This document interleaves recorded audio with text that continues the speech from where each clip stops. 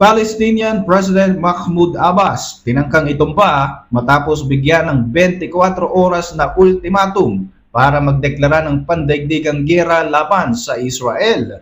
130 Hamas tunnels nagawa ng mawasak ng IDF.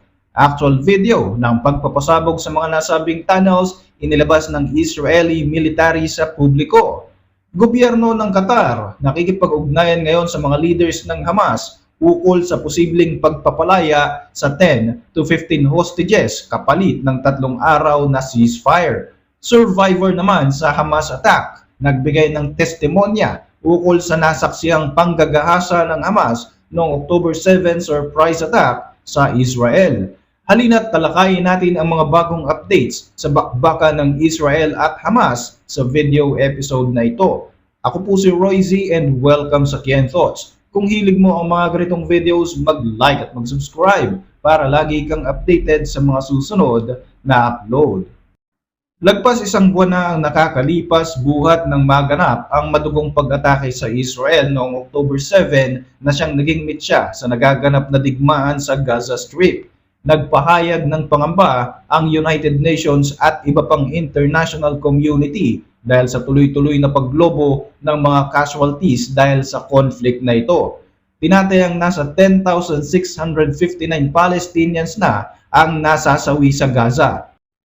Ayon sa ulat ng Palestinian Health Ministry, halos 40% ng bilang na ito ay mga kabataan.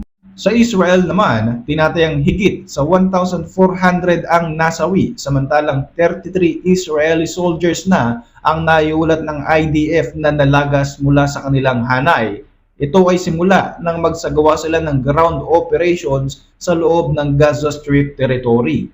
Tuloy-tuloy naman ang nagiging panawagan ng United Nations at maging mga international communities ukol sa pagkakaroon ng humanitarian ceasefire sa teritoryong ito upang makapagbigay sila ng tulong sa mga naging biktima ng digmaan. Maging ang NATO, Canada at Australia ay sumusuporta sa panawagan na ito. Nagbigay naman ng higit sa 4 na oras ang IDF para sa lahat ng mga Palestinian civilians na gustong mag-evacuate mula sa sentro ng kaguluhan. Sa inisyal na ulat ay binigyan mula 10 AM hanggang 2 PM ang mga residente para sa isang humanitarian corridor kung saan libu-libong Palestinians ang nag-evacuate. Dinagdagan pa ito ng IDF ng 1-hour extension dahil na rin sa sobrang dami ng tao na gusto ng lumikas mula sa sentro ng kaguluhan. Ayon sa United Nations, tinatayang nasa 15,000 ang bilang ng mga taong lumikas. Sa video naman na inilabas ng IDF, makikita ang mga tao na bitbit ang mga puting watawat habang naglalakad sa kahabaan ng Salah al-Din Highway patungong Southern Gaza upang makaiwas sa tumitinding bakbakan sa pagitan ng Hamas at ng Israel. Samantala, ayon sa Hamas spokesperson na si Abu Ubaidah, nagaganap ngayon ng isang negosasyon ukol sa posibilidad na pagpapalaya sa 10 to 15 hostages kabilang ang 6 na American citizens kapalit ng 3-day ceasefire at ng pagpapapasok ng mas marami pang humanitarian aid sa Egyptian border. Ayon sa ulat, ang Qatari government ang siyang nagsisilbing mediator sa negosasyon na ito sa pagitan ng dalawang grupo. Sa mga nakalipas na linggo, isa rin ang Qatar sa naging aktibo sa matagumpay na pagkakaligtas sa 4 na hostage na pinalaya ng Hamas kabilang ang 2 Israeli at 2 American citizens. Gayunpaman, matatandaan na sinabi ni Israeli Prime Minister Benjamin Netanyahu na hindi raw magkakaroon ng ceasefire hanggat hindi pinapalaya ng Hamas ang lahat ng 240 hostages na hawak nito. Sa sentro naman ng Gaza Strip, tuloy-tuloy ang mga military operations na isinasagawa ng Israel forces. Tuloy-tuloy rin ang madugong bakbakan ng kanilang mga tropa laban sa Hamas fighters. Iniulat ng Israel na napatay nila sa isang inkwentro ang isang Hamas weapons commander na si Masin Abu Zina at ilan pang mga miyembro ng militanteng grupo. May mga intel report din ang IDF na na-corner na nila ang isang bunker kung saan naroroon si Yahya Sinwar, isa sa pinaka-leader ng Hamas organization. Samantala, sa hanay naman ng IDF, tinatayang 33 na sa mga sundalo nila ang nasasawi matapos magsimula ang ground invasion sa Gaza Strip. Kaugnay nito, sinabi ng Israel military na nagawa na nilang wasakin ang 130 na tunnels ng Hamas simula nang magsagawa sila ng ground operation sa loob ng teritoryong ito. Sa tuloy-tuloy na operasyon ng mga combat engineering forces ng Yahalom, nagawang ma-locate at masira ng IDF ground forces ang iba't ibang Hamas military assets kabilang na rin ang mga rocket launchers at tunnel shops na ginagamit ng grupo.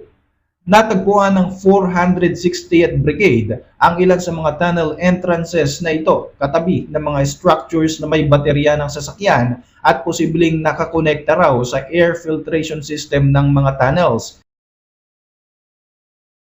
Sa inilabas na mga video footage mula sa IDF, makikita ang pag-detonate nila sa mga booby traps at improvised explosive devices na itinanim ng mga militanteng grupo. At tuluyan na nga nilang sinira ang mga concrete structures ng tunnel gamit pa ang mga excavators. Sa isa pang video footage na inilabas ng IDF, makikita naman ang di umunay pagwasak nila sa Hamas tunnels na itinayo katabi ng isang eskwelahan na pinapatakbo ng United Nations Relief and Works Agency for Palestine Refugees sa Beit Hanun.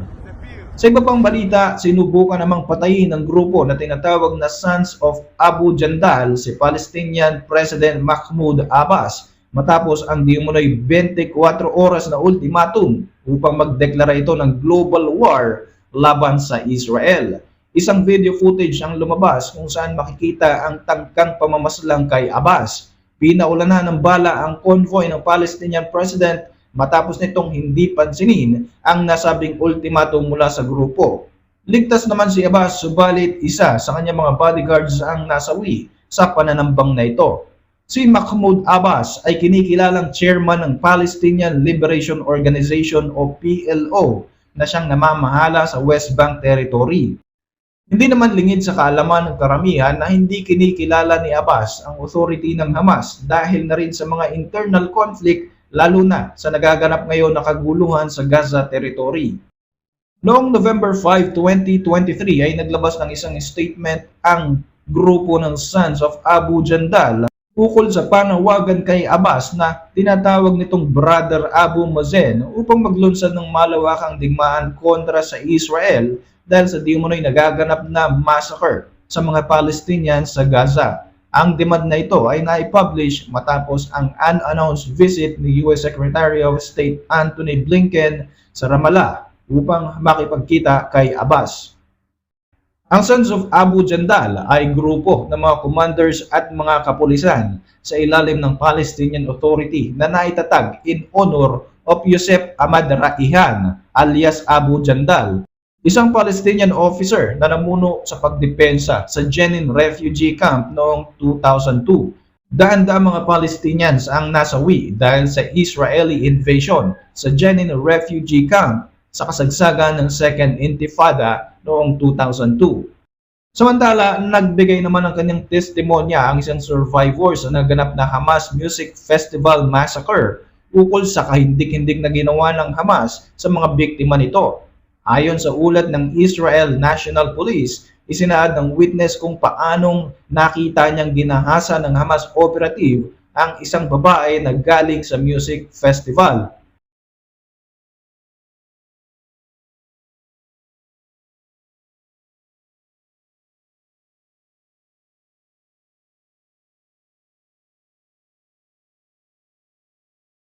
Bukod sa pag-interview sa mga survivor, nag-compile rin ang mga police investigators ng mga ebidensya ng panggagahasa at pangmumolestya ng Hamas mula sa mga nahuli nitong miyembro ng militanteng grupo. Kabilang na rin sa mga nakalap nilang statement ay mula sa mga emergency first responder na naunang pumunta sa pinangyarihan ng krimen.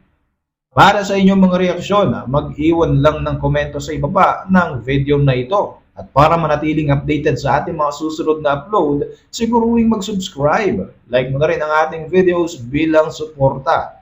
Muli, ako po si Royzy at maraming salamat sa patuloy na pagsubaybay sa ating channel.